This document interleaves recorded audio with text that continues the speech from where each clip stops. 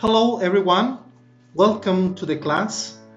I hope that you all are having good time and that you're staying at home, taking care of you and your loved ones. Welcome to the virtual session number 9, where we're going to learn about how to make polite requests.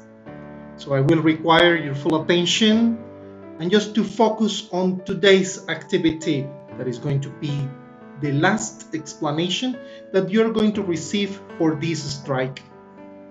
So, last class you had the chance to work with the modal verbs of possibility para que todos y cada uno de ustedes lo desarrollen.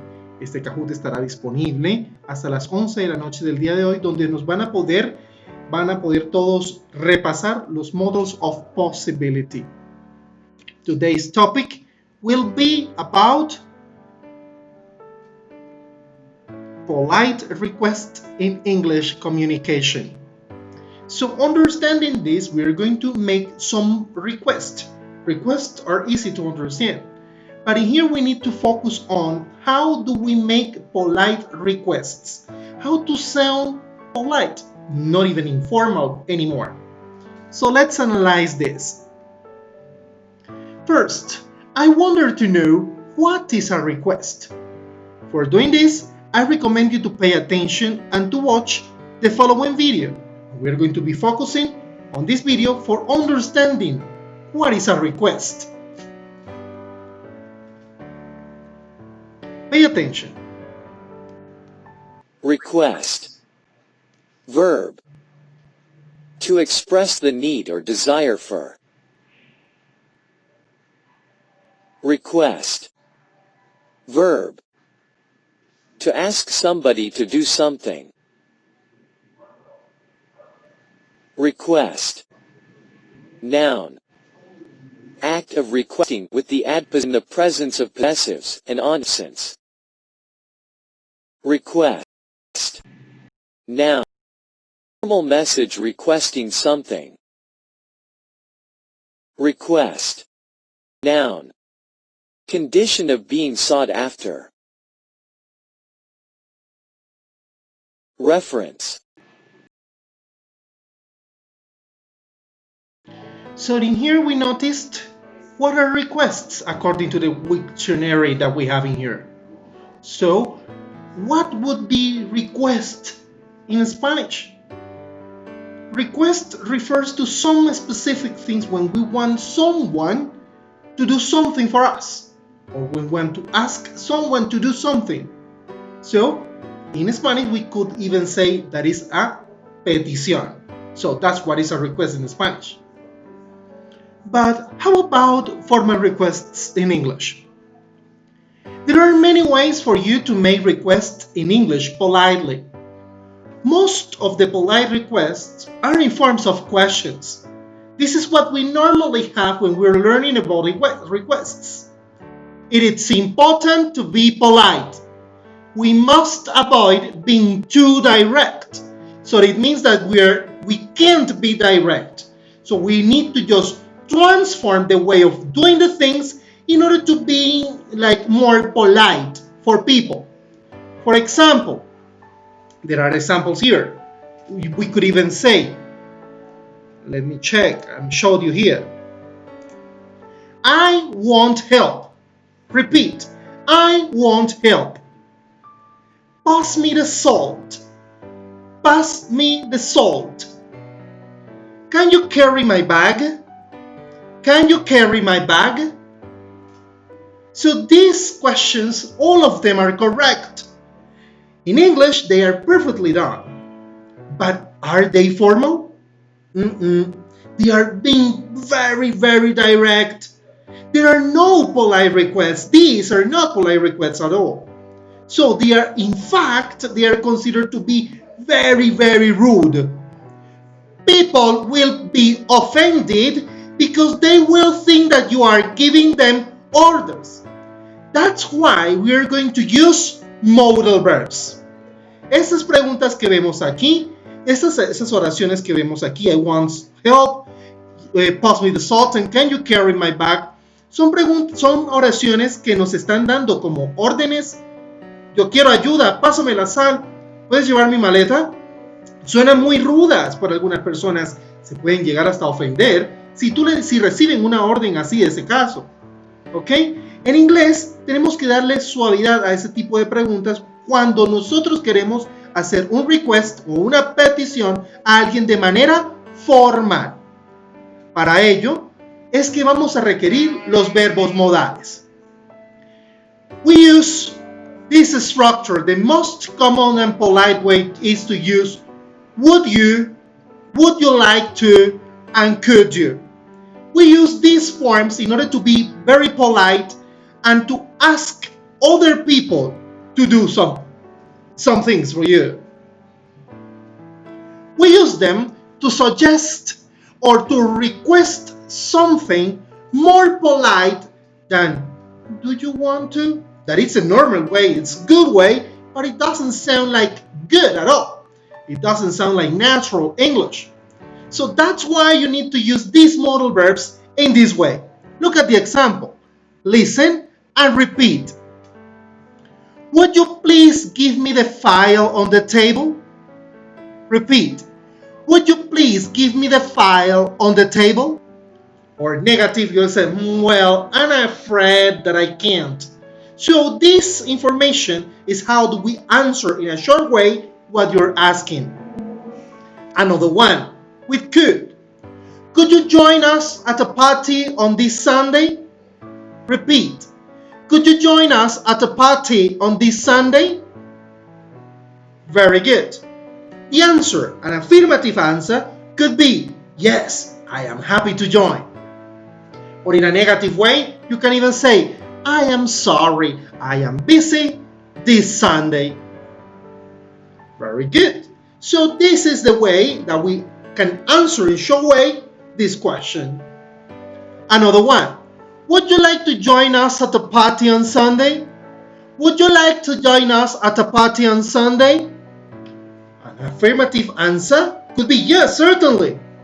Estas tres formas que vemos acá son las peticiones formales, las cuales nos van a mostrar muy formalmente cómo le pedimos a otra persona que haga algo para nosotros y cómo respondemos de manera corta, de forma afirmativa y de forma negativa. Is it clear? I hope so. Let's analyze the difference between would you mind and do you mind. Would you mind is a question that we use and that require that when we're going to use would you mind, the main verb of the sentence needs to be transformed into the gerund, because mind requires a noun after it, not a verb, because in this case the main verb is mind. Would mind es una forma de preguntar, ¿te importaría? En este caso usamos mind, que es el verbo, y el verbo mind exige que al lado de él esté un sustantivo. Por lo tanto, la acción principal la vamos a transformar en la forma ing. Eso nos va a transformar ese verbo en un sustantivo o en un gerundio. If you think that the answer may be negative and you want to sound more polite, you can use would you mind. For example, would you mind helping with my exercise? ¿Te importaría ayudarme con mi ejercicio? So in this case, you consider that they will let you know that no. But if you do it formally, they might transform this situation and they could even say yes as an answer. So would you mind helping? As you notice, mind helping with ing. Another example. When you leave the room, would you mind closing the door? Repeat. When you leave the room, would you mind closing the door? No, not at all. That's it. So in these cases, we're just letting you know that you transform a very rude situation like close the door into would you mind closing the door? So it sounds more polite. So remember that we use would you mind plus the gerund to make polite requests. Usamos would you mind seguido del gerundio para hacer peticiones muy formales. Alright, very good. Let's continue. Would you mind and do you mind? In both, I am going to use, I have mind, but then I have a conditional here. So if I require that an extra verb, but now this is completed, so I need another option. So that the verb have to be in its base form. In this case, the verb have to be in its base form. So that's why we're going to use it like this. We use would you mind if I, or do you mind if I, to make a request. We may be anticipating possible objections about the person we are expecting to be answered this question at all. So we are going to anticipate it to this, and that's why I am going to create this question in a very formal and polite way. En este caso, vamos a usar would you mind if I, or do you mind if I, para hacer una petición. Estamos anticipándonos a una posible objeción, a eso que nosotros estamos pidiéndole a la otra persona hacer. Entonces vamos a tener eso muy en cuenta. Would you mind if I? ¿Te importaría si yo? Do you mind if I? It means exactly the same. Quieren decir exactamente lo mismo, solo que would suena mucho más formal que do you mind. Another option. Do you mind if I go out to buy some apples now? All right, in these two sentences, we are using would you mind or do you mind just in order to be anticipating that the person that I am wondering or making that the objection is the person who is going to answer me my question or my request. Aquí yo me estoy anticipando pensando que la persona a la cual estoy haciendo la petición posiblemente tendrá alguna posible objeción para mi pregunta. Por eso voy a usar would you mind if I or do you mind if I. Las dos son lo mismo. Recuerda que would es mucho más formal que do you. Remember that do you mind and would you mind means it is a problem for you. Recuerda que do you mind and would you mind que significa es problema para ti. Es lo que tú estás preguntando cuando tú dices would you mind or do you mind. ¿Existe algún problema? ¿Te importaría? ¿Tienes alguna objeción respecto a? Eso es lo que la persona entiende cuando nosotros le preguntamos would you mind if I or do you mind if I. ¿Es un problema para ti que yo me lleve tu carro para el trabajo? Pues si tú quieres decir que sí, ¿qué es lo que tú tienes que responder? No, not at all. ¿Por qué? Porque tú lo estás entendiendo como si es un problema para ti, por lo tanto no lo es, tú respondes que no. Y el segundo, do you mind if I go out to buy some apples now? ¿Te importaría si voy a comprar algunas manzanas ahora? ¿Es un problema para ti si yo salgo y las compro? Dices, no, of course not. Claro que no, porque no es un problema para mí. Pero efectivamente al decir que no, estás respondiendo afirmativamente a esa pregunta.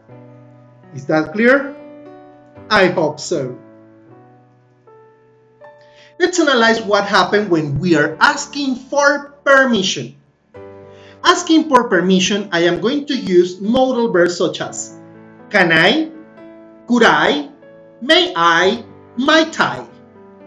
In these cases, I am going to use them in order to request something for yourself. All of these forms are possible. Permiso, voy a pedir un permiso para mí hacer algo. Cuando yo quiero algo para mí, el que se va a beneficiar con eso soy yo, voy a utilizar estas preguntas. Can I, could I, may I, or might I? Siendo que todas significan lo mismo, todas nos van a servir para preguntar for asking for permission. En este caso, can y could van a ser mucho menos formales que may and might. Entonces, may I and might I son considerados un poco más formales que can and could. Let's analyze the examples. Everybody listen and repeat. Can I have a biscuit? Repeat. Can I have a biscuit? Yes, of course. Very nice. Another one. Could I ask you a favor? Repeat. Could I ask you a favor? Very nice. Of course, you can. Very good. Another one. Could I possibly have another sandwich? Repeat. Could I possibly have another sandwich? Might I leave the class a bit earlier today? That is very weird because it's extremely formal. Let's analyze what happened with might. Another slideshow we will. If you finished with the computer, may I borrow it? So on this, all of these questions that we're having here, all of these sentences that we have in here are questions, and all of them are asking for permission. But you are the one who are going to benefit when the people answer to these questions. En todos esos ejemplos que tenemos acá, vemos que esas preguntas nos están pidiendo permiso. Estamos tratando de pedir permiso a alguien para que nos dé un permiso a nosotros. Por tal razón, todas ellas garantizan lo mismo. Por el que se va a beneficiar cuando pide ese permiso vas a ser tú. Recuerda la diferencia entre can and could, may and might. Que may and might son un poco más formales que can and could. Pero ¿qué pasó con might? Let's analyze it. What happened with might? Might is more frequently used in indirect questions. As an indirect, softens the request. Might se utiliza mucho más cuando queremos hacer preguntas indirectas. No queremos ser tan directos, entonces ¿qué vamos a hacer? Vamos a usar might para poder suavizar esa cosa haciendo. Note the further polite alternatives that we can use. Repeat. I wonder if I might leave the class a bit earlier. Repeat. I wonder if I might leave the class earlier. In this example, I notice when I'm saying, I wonder if I might leave the class a bit earlier, this is very indirect. It's extremely polite. So there are other ways to just soften it. So you could even say, would it be okay if I left the class a bit earlier? That sounds natural, not to be very forced. Another one, would you be able to leave the class a bit earlier? Would I be able to leave the class a bit earlier? So in these sentences, I am noticing that I can soften it. So might is more frequent, remember, more frequent use in indirect questions. Recuerda que might es mucho más frecuente para usarlo en preguntas indirectas. Yo lo que hago es suavizar la pregunta utilizando might. Is it clear? Very good, I hope so. So let's review. I want to invite you to review on this topic. Let's watch this video and take notes about it. It's very important for you to take notes. And in this video we will be looking at requests with modals and would you mind. Okay, so let's get started. Letitia and Carol are clothes shopping for a formal dinner. I can't find anything I want to wear tonight. Hey, I think that blouse will look good on you. I guess. Could you put it in the maybe pile? Sure. How much is it? I can't find the price tag. Would you mind asking the store assistant? No, that's fine. Can you ask if they have it in gray, too? Of course. Anything else? No, it's okay. Actually, would you mind asking someone where the changing rooms are? I think I'm going to try this on. So you like it, huh? I do. It's growing on me. At the moment we should be familiar with the imperative structure, which can be used for instructions or requests. And this is when the structure begins with a verb. Okay? So you could say, buy me some chocolate, turn the television off, hang up my clothes. The problem with this structure is it's very direct and in some situations could make people angry, okay? It's a bit rude. So to make these constructions less direct and much more polite, we can add modals. So instead of buy me some chocolate, how about would you buy me some chocolate? We start with the modal, we have the subject, and it starts to sound a lot more like a question, a request, okay? Another example, turn the television off. Again, we can add a modal. Could you turn the television off? And already it looks a lot more like a question and it's way more polite. And one more. Hang up my clothes. And then we have the modal, can you hang up my clothes? And again, it's more polite. And in English, we also have our magic word, which is please. You can add please into the sentence maybe before the modal, or after the subject, or maybe at the end of the request. And this is the magic word. And this always helps to make things even more polite. And if you use this construction, people won't be angry, they will be happy to help you. So another way we can make these requests sound more polite is to use this phrase, would you mind? Okay? So let's have a look at the same imperatives. So buy me some chocolate would become, would you mind buying me some chocolate?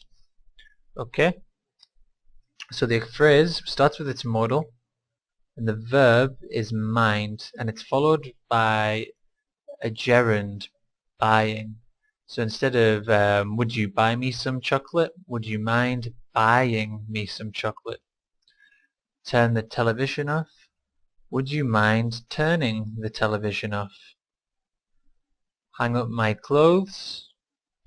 Would you mind hanging up my clothes? So you might be thinking, what are gerunds?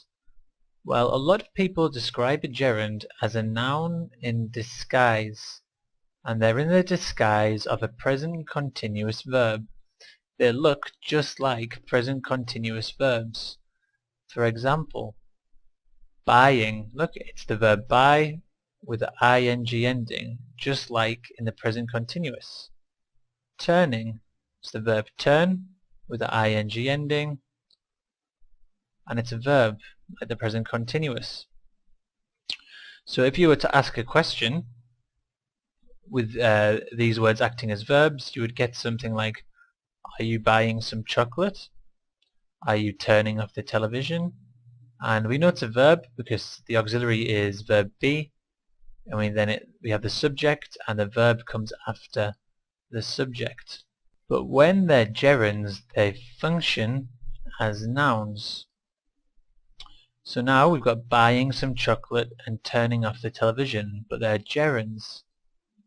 And the reason for this is in the requests that we're looking at, mind is the verb, and the auxiliary and subject come before. So we have, would you mind buying some chocolate?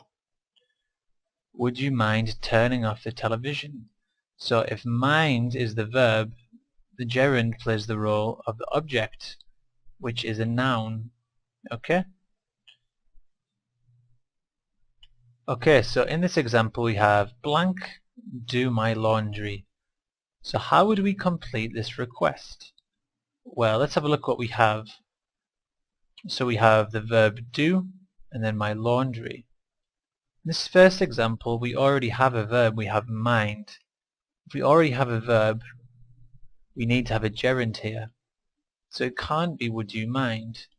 It has to be would you do my laundry.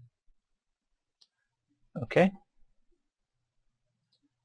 Okay, in this next example, we have blank, buying some milk. And here we have a gerund. So let's try, can you buying some milk?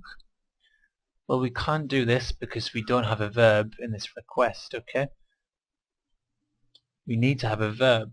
So what we would use is, would you mind? And mind is the verb. Would you mind buying with the gerund? Would you mind buying some milk? Okay? Thank you. So that's it. So it's very crucial for you to understand when to use it. Now for practicing, I sent you this Kahoot number 2 about polite requests. It also ends tonight at 11 p.m. So you can do this challenge at home and earn for sure some points. Both of these Kahoots are the ones that we are going to have at the end of this training section. So they are going to be your final Kahoots. So I hope that you all are having understanding the topic about what you have been learning related to polite requests in English communication. I hope that you like the topic. I hope that you understand it. If you have any question, please do not hesitate on contacting me via WhatsApp or just writing me on the group and letting me know what about your questions on this topic. Now I am going to invite you all to analyze what are going to be the activities that we are going to do on Territorium. A continuación los voy a invitar a que veamos cuáles son las actividades que vamos a desarrollar como evidencias de esta semana. En Territorio ingresamos a nuestro grupo y les recuerdo por favor prestar mucha atención a estas indicaciones. Apenas usted reciba el correo electrónico con el cargue de esta clase, recuerde entrar al link proporcionado en YouTube, darle like, verlo aquí y al final darle también like en este que aparece acá para tomar la asistencia. Recuerde, like en el video de YouTube, en el link, y luego like en la asistencia. Pasamos entonces a mirar cuáles son las actividades. Profe, ¿cómo vamos? Quiero saber cómo voy, qué puedo hacer. Les recomiendo, por favor, ingresar aquí donde dice evidencias. ¿Y qué vamos a hacer ahí? Vamos a revisar todas las evidencias que hemos hecho hasta la fecha. Ahí que van a aparecerte todas las evidencias, todas las actividades de estas que hemos hecho hasta esta semana. Ya están evaluadas todas las actividades hasta la semana número 7. Por lo tanto, es sumamente importante que tú cheques lo que tienes y te coloques al día. Esta semana, hasta el final de esta semana, hasta el domingo, vamos a estar recibiendo las evidencias. Si, por ejemplo, no respondiste a alguna actividad final, no te hizo falta alguna actividad, por favor, todavía estás a tiempo de subirlas. ¿Y cómo voy? Entonces, toma las notas que tienes, divídelas entre el número de evaluaciones y de actividades que hemos tenido y luego tendrás el promedio. Si tu promedio es superior a 75, estás bien. Y luego vas a ir a mirar. Si no, por favor, corrige las actividades que te han salido mal o sube las que te hacen falta para poder evitarte tener que presentar un plan de mejoramiento. Veamos entonces cuáles son las actividades de esta semana. Ingresamos a contenido del curso.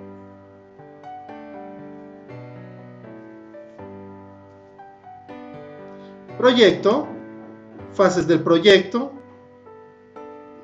evaluación, quinto trimestre, inglés.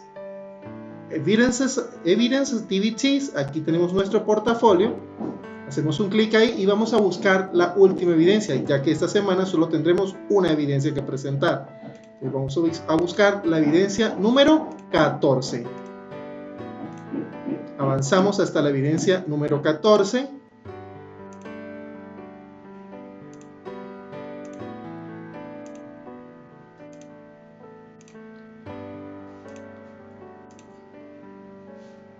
Y presta mucha atención a lo que vamos a desarrollar aquí.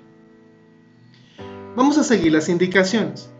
Por favor, vemos el video que aquí nos dan y vamos a tomar notas acerca del vocabulario y que nos sirve para complementar la temática.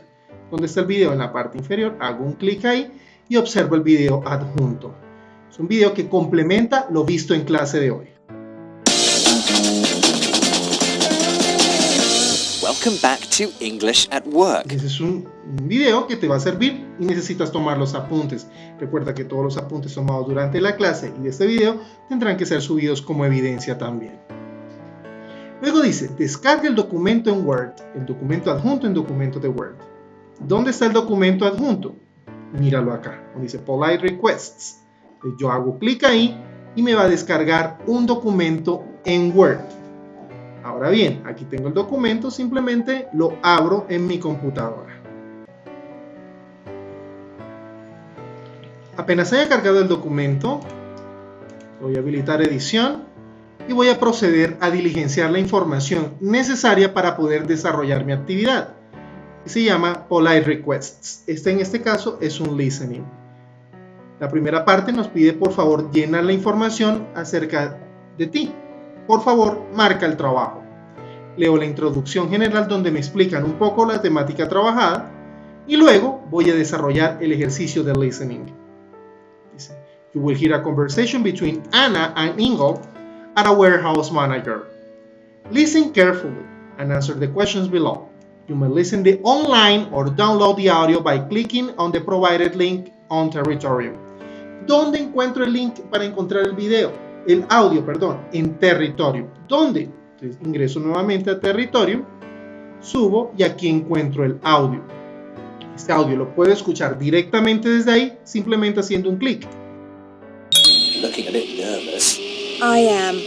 Denise says if I speak to him in the wrong way, he might bite my head off. O simplemente también puedo hacer un clic aquí y darle descargar y escucharlo, ya sea en mi celular o en el computador. Entonces tengo opciones para descargarlo o para escucharlo en línea.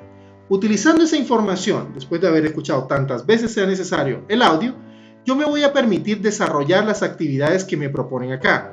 Voy a completar. Si yo considero que la respuesta correcta es la E, simplemente la selecciono y la coloco en amarillo. Lo mismo con cada una de ellas. Las coloco en la letra que yo considere corresponde de acuerdo a lo que yo escuche. Para eso vamos a tener 8 preguntas, las cuales ustedes deben responder de acuerdo al audio. Pasamos a la segunda evidencia. Evidence number 2. Link Screenshot Result. Hasta ahí hemos terminado la primera parte. Volvemos nuevamente a Territorio.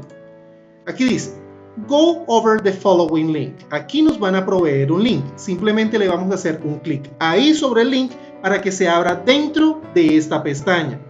Entonces, yo voy a hacerlo así, pero de otra forma para mostrarles algo mejor y no tener que devolverme. Vamos a hablar del Summer Camp. En este caso me voy a permitir leer una información acerca de Summer Camp, leo toda esta información que está aquí y aquí me voy a permitir responder estas preguntas utilizando estas opciones que me dan acá. Simplemente arrastro y las coloco donde yo considero que ellas van. Entonces yo arrastro y si yo considero que esta es la respuesta de aquí, la coloco acá. Si yo considero que esta es la respuesta de aquí, la coloco acá. Arrastrando las respuestas. Aquí voy a leer nuevamente y voy a escribir si esas preguntas que me dan aquí son falsas o verdaderas. Entonces yo voy a colocar true or false. Entonces de acuerdo a lo que yo considere, si considero que es true o si considero que es false. Y en esta parte voy a utilizar estas palabras que me dan acá para poder completar cada una de estas oraciones. Entonces si yo considero que esta es la respuesta de aquí, simplemente la arrastro y la coloco donde corresponde. La idea es que todo quede 100% completo. Cuando haya terminado, le doy clic donde dice Finish. Aquí me va a arrojar el resultado con la nota. Recuerden sacar 10. Tienen que sacar 10 sobre 10. Tomo el pantallazo y ese pantallazo, ojo, recuerda que lo tengo que tomar que me salga en esta pestaña. Lo voy a pegar dentro del documento de Word en esta parte de acá. Ya habiendo pegado el resultado de mi evaluación, me voy a permitir, debajo de esto, tomar todos los apuntes que yo tomé durante la clase de hoy y los apuntes que saqué del video. Ahí debajo de eso voy a pegar las fotografías donde consta el desarrollo de la actividad de hoy. Guardo este documento como PDF y lo voy a enviar a este link donde dice ver evidencia. Los voy a enviar a más tardar antes de la fecha límite.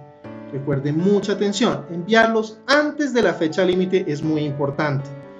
En este caso, la fecha límite para esta actividad nos dice que es el día 19 a las, ya les corrijo, ese es el día 19 a las 11:30 de la noche. Entonces el 19 a las 11:30 de la noche. Entonces estamos hablando de que esta actividad debe ser enviada a más tardar el día viernes a las 11:30 de la noche. Para que por favor cumpla con el envío dentro del tiempo indicado. Recuerde muy bien, escribir, subo la evidencia número tal y adjuntar el archivo correspondiente. Hago un clic donde dice adjuntar el archivo y ahí en la ventana que me va a aparecer es donde yo debo seleccionar cuál es el archivo que yo quiero adjuntar. Recuerde muy bien, seleccione el archivo que usted va a subir y que sea en PDF.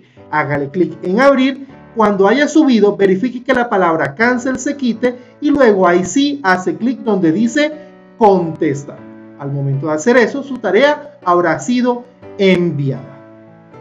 Chicos, para mí fue un placer haberlos acompañado el día de hoy. It was a pleasure for me to be here with you. I hope that you take care of you, your loved ones, and stay at home. Have a wonderful day and see you next week, next Tuesday. Have a nice day. Bye bye.